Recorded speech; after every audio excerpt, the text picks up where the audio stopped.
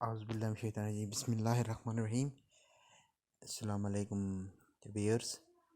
तो आज हम जो है ये पेपर है और जो एजेके पीएससी एडमिनिस्ट्रेस का पेपर है इसको सॉल्व करेंगे और इसमें जो एमसीक्यूज़ हैं उनको देखेंगे। तो चलते हैं एमसीक्यूज़ पे। पहला जो एमसीक्यूज़ है, planning, organising and directing are function of management है, गोल्स ऑफ मैनेजमेंट है, रिजल्ट ऑफ मैनेजमेंट है, या ऑल ऑफ अबव है। तो ये जो प्लान करना, ऑर्गेनाइज करना, डायरेक्ट करना, यानी कि हर ऑर्गेनाइजेशन के कुछ ऑब्जेक्टिव्स होते हैं और ऑब्जेक्टिव्स को अचीव करने के लिए ऑर्गेनाइजेशन कुछ टास्क तय करती है और फिर वो अपने एम्प्लॉइज़ के थ्रू उनको प्लान करती है, ऑर्गेनाइज करती है, डायरेक्ट करती है। ये सारे जो चीज़ें हैं ये उनके फंक्शंस के अंदर आते हैं कि वो इन फंक्शन को किस तरह से परफॉर्म करेंगे। प्लानिंग, ऑर्गेनाइजिंग, डायरेक्टिंग, कंट्रोलिंग है, ये सारी जो है ये इसकी प्लान के अंदर जो है ये आएंगी और ये मैनेजमेंट के फंक्शंस होंगे। Motivation is related to planning, controlling, leading, tactical decision. तो जो मोटिवेशन है वो क्या होती है, जो एज यू नो मोटिवेशन जो है वो लीड करना, वो इंट्रिंसिक मोटिवेशन भी हो सकती है या एक्सट्रिंसिक मोटिवेशन, यानी कि बैरूनी तौर के ऊपर जो है वो किसी भी बच्चे को जो है वो लीड किया जाता है, ठीक है, उसको मोटिव किया जाता है, उसके अंदर कुछ ख्वाहिश पैदा की जाती है, तो उसको हम कहते हैं कि ये मोटिवेशन है। तो मोटिवेशन जो है वो लीडिंग का प्रोसेस है, लीड करता है। Supervision should be primarily, supervision क्या है जी, प्रिवेंटिव एंड क्रिटिकल है, प्रिवेंटिव एंड करेक्टिव है, कंस्ट्रक्टिव एंड क्रिएटिव है, या कंस्ट्रक्टिव एंड क्रिटिकल है। तो जो सुपरविजन होती है, सुपरविजन जो है ये कंस्ट्रक्टिव भी होती है और क्रिएटिव भी होती है। सुपरविजन के थ्रू जो वो न्यूज़ आइडियाज़ और एक तरह से जो है वो भी जो है उनको क्रिएट किया जाता है, और सुपरविजन इस चीज़ का भी जो है नाम है, तो इसमें जो है वो कंस्ट्रक्टिव क्रिएटिव होगा। जो स्कूल का बजट है, नेक्स्ट है, को स्कूल बजट जो है ये दो तरह का होता है। इसमें कुछ डेवलपमेंट एक्सपेंडिचर्स होते हैं और कुछ नॉन डेवलपमेंट एक्सपेंडिचर्स जो है वो होते हैं। डेवलपमेंट एक्सपेंडिचर्स में ये जो सैलरीज आ गई, ये सारे ये जो ये जिसको जो है वो डेवलपिंग नॉन डेवलपिंग बजट में ये आएंगी। स्टेशनरी का जो बजट हो गया या सैलरीज वगैरह हो गई, इस तरह से। और डेवलपिंग बजट जो कोई स्कूल के लिए कोई चीज़ अगर उसमें तैयार की जा रही है और उसको जो है वो डेवलपिंग बजट होगा, कुछ स्कूल की बिल्डिंग के लिए या उसके जो है डिफरेंट चीज़ों के लिए जो कोई पेजन अगर सेलेक्ट किया गया है, तो वो जो है वो क्या होगा, वो स्कूल डेवलपिंग बजट में आएगा। ये जो क्वेश्चन है कि John Dewey according to your educational process has two side. तो ये क्वेश्चन बहुत सारे पेपर में रिपीट भी हुआ है कि जॉन डेवी का क्या ख्याल था, वो किस तरह से एजुकेशन प्रोसेस को उसने क्या कहा था। ये सोशियोलॉजिकल या फिलोसफिकल है, इकोनॉमिकल एंड फिलोसफिकल है, साइकोलॉजिकल एंड सोशियोलॉजिकल है, या इमोशनल और सोशियोलॉजिकल है। तो जॉन डेवी का ये उसका कहना था कि जो एजुकेशन प्रोसेस है ये साइकोलॉजिकल भी है और सोशियोलॉजिकल भी है। जॉन डेवी के मुताबिक स्कूल जो है वो सोशल ऑर्गेनाइजेशन है, तो ये सोशियोलॉजिकल प्रोसेस है और साइकोलॉजिकल प्रोसेस है। नेक्स्ट है कि education is the process in which knowledge and skill are transfer. Education एक ऐसा प्रोसेस है, ये डेफिनेशन है एजुकेशन की, जिसमें नॉलेज और स्किल जो है वो ट्रांसफ़र की जाती है। किसको ट्रांसफ़र की जाती है? From a few person to the large number of the people, from a few person to the few person, from a few person to the next generation, from a generation to the next generation. तो इस question के ऊपर देखें तो education का जो process होता है वो है कि एजुकेशन को हमने जो है वो क्या करना है, ट्रांसफ़र जो है वो होती है, ट्रांसफ़र होती है, लेकिन किसके ज़रिए होती है, जो है वो एजुकेशन जो देने वाले हैं वो कुछ अफराद होते हैं जो एजुकेशन को ट्रांसफ़र करते हैं नई जनरेशन के अंदर। तो ये जो पॉइंट है इसमें सी है कि कुछ पर्सन्स जो हैं वो नई जनरेशन में जो है वो नॉलेज को ट्रांसफ़र करते हैं। तो यही जो है ये एजुकेशन का प्रोसेस है। बाकी ये जो है इसके करीब तरीन क्वेश्चन जो है वो नहीं आ रहे, तो इसका जो है राइट ऑप्शन सी होगा। Education psychology is the study of mental illness, learner learning and teaching, intelligent test या कोग्निटिव प्रोसेस। तो एजुकेशन साइकोलॉजी बेस करती है जी। एजुकेशन साइकोलॉजी में हम लर्नर के बारे में, उसके साइकोलॉजी के बारे में देखते हैं कि लर्नर क्या है, वो किस तरह से चीज़ों को लर्न कर सकता है, किस स्टेज के ऊपर वो है, उसकी साइकी क्या है और किस तरह से उसको इंजेक्ट किया जा सकता है। ये चीज़ें सारी जो साइकोलॉजी में देखी जाती है। लर्निंग के प्रोसेस को देखा जाता है कि किस तरह से उसको इफेक्टिव जो है वो बनाया जाता है। टीचिंग्स को किस तरह से इफेक्टिव बनाया जाएगा और उस लर्नर के अकॉर्डिंग उसके लेवल के मुताबिक जो टीचिंग किस तरह से यूज़ की जाएगी, सारी चीज़ें एजुकेशन साइकोलॉजी में देखी जाती हैं। इसमें ऑप्शन बी जो है ये करेक्ट होगा। The data which have already been collected by the someone is called. जो डेटा पहले से कलेक्ट किया जा चुका है तो उसको जो है वो सेकेंडरी डेटा कहेंगे। जो फर्स्ट टाइम जो डेटा कलेक्ट होता है उसको जो है ये प्राइमरी डेटा कहते हैं। सो ये जो डेटा पहले से कलेक्ट हो चुका है उसके ऊपर अगर दोबारा से उसको रिकलेक्ट किया जा रहा है तो वो जो है वो सेकेंडरी डेटा है। Next is classifying student in A statistical course buy their gender is an example of what scale of measurement. अब देखें, स्टूडेंट को हमने क्लासीफाई करना है इन स्टैटिस्टिक के कोर्स में बाय देयर जेंडर, उनके जेंडर के लिहाज से जो है हमने उसको क्लासीफाई करना है। तो ये नॉमिनल होगा, ऑर्डिनल होगा, इंटरवल होगा या रेशनल स्केल जो है ये होगा। तो ये जो है ये नॉमिनल जो है वो स्केल में आएगा कि जिसमें जो है वो क्वालिटेटिव वाइज डेटा को हम क्वालिटेटिवली जो है क्वांटिटेटिवली नहीं, क्वांटिटी अगर होता, अगर हम उसको नंबर्स में शो कर रहे होते, क्लासिफाई कर रहे होते कि ऐसे उनके नंबर दिखा रहे होते तो फिर वो क्वालिटेटिव डेटा होता और उसको ऑर्डिनल जो है वो मेजर स्केल ऑफ मेजरमेंट में ले जाते, लेकिन या इंटरवल में ले जाते, उसकी हम रेशियो भी निकाल सकते।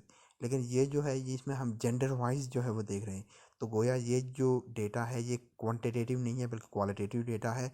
तो क्वालिटेटिव डेटा जो है वो नॉमिनल स्केल ऑफ मेजरमेंट जो है वो उसमें इस्तेमाल होगा। तो इसमें ऑप्शन ए करेक्ट है। करिकुलम का क्या मीन है जी? कोर्स है, सिलेबस है, को करिकुलर एक्टिविटीज़ है, जो ओवरऑल एक्टिविटीज़ इन इंस्टीट्यूशन। तो करिकुलम से की जो डेफिनेशन है वो यही है कि ओवरऑल एक्टिविटीज़ जो है वो किसी भी इंस्टीट्यूशन के अंदर जो हो रही हैं उसमें वो करिकुलम भी है, को करिकुलम भी है, एक्स्ट्रा करिकुलम भी है, सारी एक्टिविटीज़ जो है वो करिकुलम का हिस्सा होती हैं। An outline of the topic of the subject to be covered in a specific time is called. ये देखें कि आउटलाइन किसी भी टॉपिक यहाँ outline of the topic of subject to be covered in specific time, किसी specific time के अंदर हमने जो टॉपिक्स किसी सब्जेक्ट के कवर करने हैं उनको हम क्या कहेंगे जी? प्रोग्राम कहेंगे, सिलेबस कहेंगे, करिकुलम कहेंगे, कोर्स कहेंगे।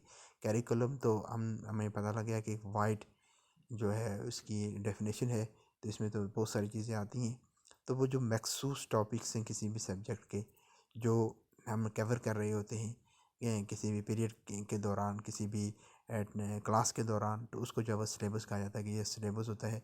तो वो टॉपिक्स जो है वो सिलेबस में इंक्लूड कर लिए जाते हैं कि इनको जो है ये कवर करना है, तो वो क्या होगा सिलेबस में जो है ये आएगा। और जो कोर्स है तो कोर्स का जो है ये सिलेबस से थोड़ा ये वाइड हो जाता है, ठीक है। सिलेबस जो है वो नैरो मीनिंग में आता है और कोर्स जो है जो फिर उससे वाइड हो जाता है। कोर्स मीन कि वो सारे क्या क्या चीज़ें, कौन कौन से सब्जेक्ट्स जो है वो इन्वॉल्व हो रहे हैं इसमें, तो वो जो है वो क्या होगा, वो कोर्स कहलाएगा। The factor the affect the develop of the curriculum are called. वो फैक्टर्स जो करिकुलम उसको जब डेवलप किया जा रहा है करिकुलम इनिशियल स्टेज के ऊपर, तो उसको कौन सी चीज़ें जो है वो इफ़ेक्ट करती हैं, अफेक्ट करती हैं। करिकुलम डिज़ाइन करता है ना, करिकुलम डिज़ाइन का इससे कोई जो है वो ताल्लुक नहीं है। करिकुलम एवोल्यूशन भी जो है वो लास्ट का स्टेप है एंड वो डेवलपमेंट के बाद की बात है जब करिकुलम का एवेलुएट किया जाता है। एलिमेंट्स ऑफ करिकुलम में तो ये भी जो है वो इसमें नहीं आते। एलिमेंट्स ऑफ करिकुलम तो उसमें सारे जो है वो इंक्लूड होंगे, उसका करिकुलम के ऊपर इफेक्ट कोई नहीं है। तो जो फाउंडेशंस ऑफ करिकुलम है, यानी कि करिकुलम जिस के ऊपर बेस किया जा रहा है, जिस आइडियोलॉजी के ऊपर बेस किया जा रहा है, जिस फ़िलासफ़ी के ऊपर बेस किया जा रहा है, वो चीज़ें करिकुलम डेवलपमेंट को अफेक्ट करती हैं। तो फाउंडेशन ऑफ करिकुलम जो है वो इसका अक्सर होगा करेक्ट। नेक्स्ट है when, what, why, how to teach is the main task. अब ये देखिए, क्या पढ़ाना है, कैसे पढ़ाना है, क्या पढ़ाना है, तो ये क्या है, एजुकेशन साइकोलॉजी में आएगा, एजुकेशन फ़िलासफ़ी में आएगा, इकोनॉमिक्स में आएगा, हिस्ट्री में। तो आखिर वाले दो ऑप्शन तो इसमें कैसे कोई रिलेटेड नहीं है। तो दो में जो है ये कन्फ्यूज है, जो एजुकेशन साइकोलॉजी और एजुकेशन फ़िलासफ़ी। तो इसको जब हम स्टेटमेंट के ऊपर गौर करें तो हम देख रहे हैं कि व्हेन, व्हाट, व्हाई, क्या पढ़ाना है, क्यों पढ़ाना है, कैसे पढ़ाना है। तो ये मेन टास्क जो है ये किसके होते हैं। तो देखिए कि philosophy of education, education philosophy इसके साथ जो है वो डील करती है कि एजुकेशन फ़िलासफ़ी ये बता रही होती है कि क्या जो है वो पढ़ाना है, कैसे पढ़ाना है, क्यों पढ़ाना है। तो ये एजुकेशन फ़िलासफ़ी जो है वो फ़िलासफ़ी के ऊपर जो है ये बेस कर रहा होता है। The total process of designing, implementing, evaluating the curriculum is called. Curriculum यानी कि सारा प्रोसेस हो गया, करिकुलम को डिज़ाइन भी किया गया है, उसको इम्प्लीमेंट भी कर लिया गया, आखिर में एवोल्यूशन भी उसकी कर ली गई। तो उसको क्या करेंगे, करिकुलम डिज़ाइन करके नहीं, डिज़ाइन नहीं करेंगे। डिज़ाइन जो है वो पहला स्टेज होता है जिसमें करिकुलम को डिज़ाइन किया जाता है कि किस तरह का करिकुलम होगा। करिकुलम डिज़ाइन मतलब कि वो बैकवर्ड करिकुलम आप बनाना चाहते हैं या स्पिरल करिकुलम बनाना चाहते हैं, किस तरह का उनको करिकुलम डिज़ाइन कहते हैं, वो इसमें नहीं आता। करिकुलम इम्प्लीमेंटेशन में भी ये नहीं है। इम्प्लीमेंटेशन का वो तो एक स्टेप हो गया कि उसको हमने करिकुलम को अप्लाई करना है। कंस्ट्रक्शन करिकुलम यानी वो तो टर्म ही इसमें यूज़ नहीं होती। तो ये जो सारा प्रोसेस है यानी कि डिज़ाइन करना, इम्प्लीमेंट करना और एवेल्यूएट करना, ये करिकुलम डेवलपमेंट में आता है सारा प्रोसेस में। Most frequent value is a set is called. अच्छा, ये स्टैटिस्टिक्स से रिलेटेड क्वेश्चन आ गया कि किसी भी जो डेटा है, सेट ऑफ डेटा है, उसमें जो वैल्यू मोस्ट फ्रिक्वेंटली यूज़ हो रही है तो उसको हम क्या कहेंगे, मीन कहेंगे, मीडियन कहेंगे, मॉड कहेंगे। तो उसको जो है ये मॉड कहेंगे मोस्ट फ्रिक्वेंट वैल्यू को। मीन जो है वो एवरेज को शो करता है कि एवरेज जो है वो वैल्यू की जो है वो क्या होगी, मीडियन। मोस्ट सेंट्रल वैल्यू जो है वो डेटा की, जब हम उसको एरे कर लेते हैं तो मोस्ट सेंट्रल वैल्यू को जो है वो मीडियन जो है वो कहा जाता है, और मोड फ्रिक्वेंट वैल्यू को मोड कहते हैं। नेगेटिव कोरिलेशन क्या है जी, पहले हमारे कोरिलेशन होता क्या है इसके ऊपर देख लेते हैं। तो कोरिलेशन ये है कि एक वेरिएबल के बनने से, एक वेरिएबल का जब दूसरे के ऊपर इफ़ेक्ट होता है, ठीक है, तो उनके ऊपर को रिलेशन होता है, को रिलेशन, यानी कि दोनों जो हैं वो इफ़ेक्ट हो रहे हैं। अगर इफेक्ट एक का भी दूसरे के ऊपर हो रहा है तो को रिलेशन। नेगेटिव कोरिलेशन ये है कि अगर एक वेरिएबल इंक्रीज़ करेगा तो दूसरा वेरिएबल जो है वो डिक्रीज़ कर जाएगा, ये नेगेटिव कोरिलेशन है। ठीक है, जैसे आप देख लें, कोरिलेशन दो वेरिएबल हम ले लेते हैं, जैसे प्राइस है और कंजम्पशन है। तो प्राइस जब बढ़ेगी तो कंजम्पशन जो है वो कम हो जाएगी, और प्राइस जब कम होगी तो उस चीज़ की कंजम्पशन जो है बढ़ जाएगी।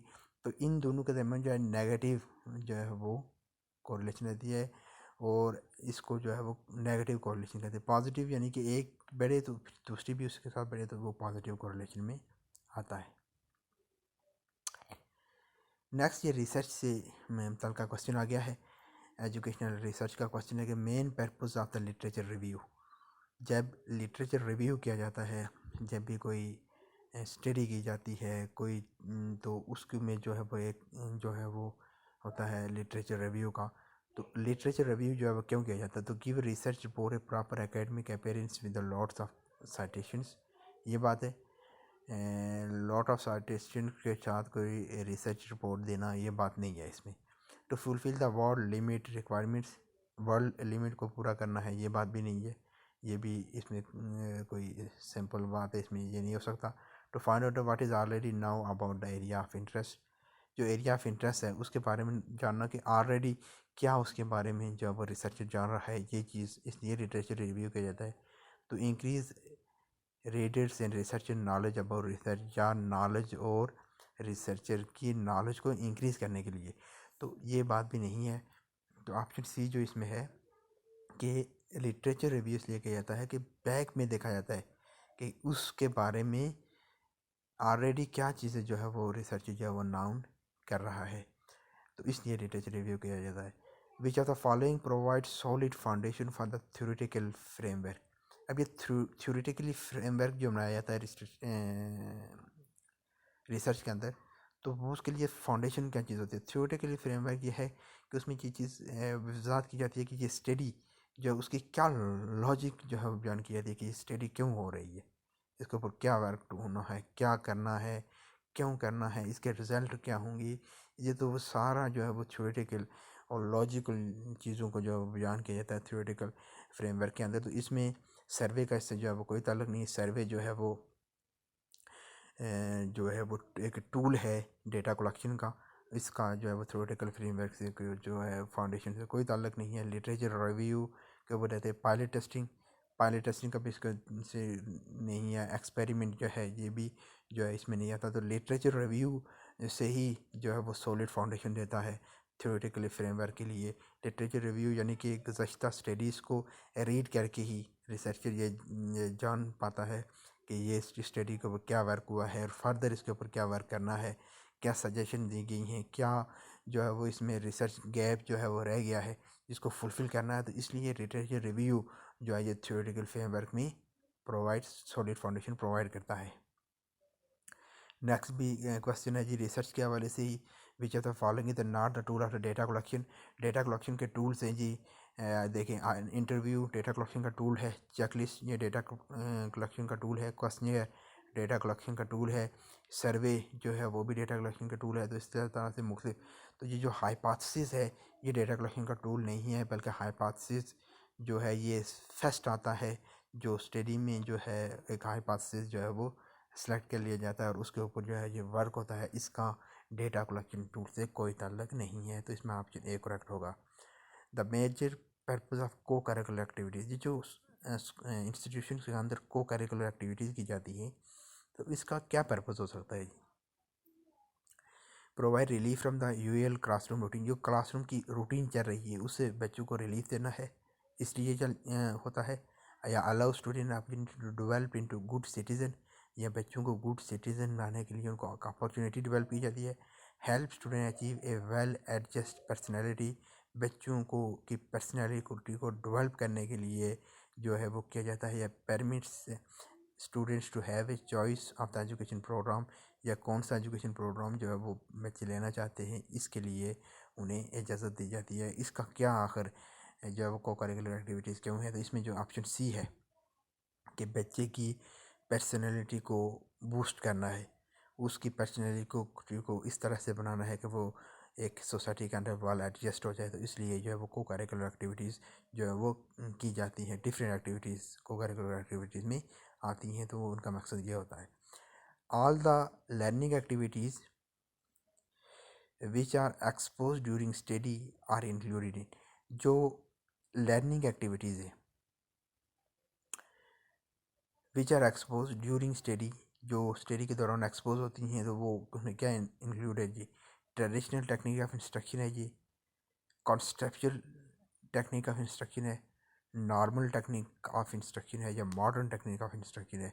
तो इसमें ये देखें कि ट्रेडिशनल टेक्निक ऑफ इंस्ट्रक्शन में ये बात है जो है वो सारी लर्निंग एक्टिविटीज़ को इंक्लूड नहीं किया जाता था स्टडी में।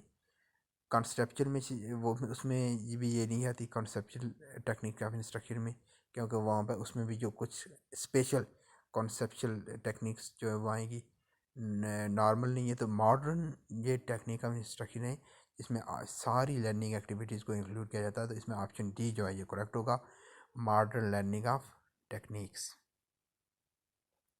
ऑप्शन डी जो है जिसमें करेक्ट होगा। नेक्स्ट,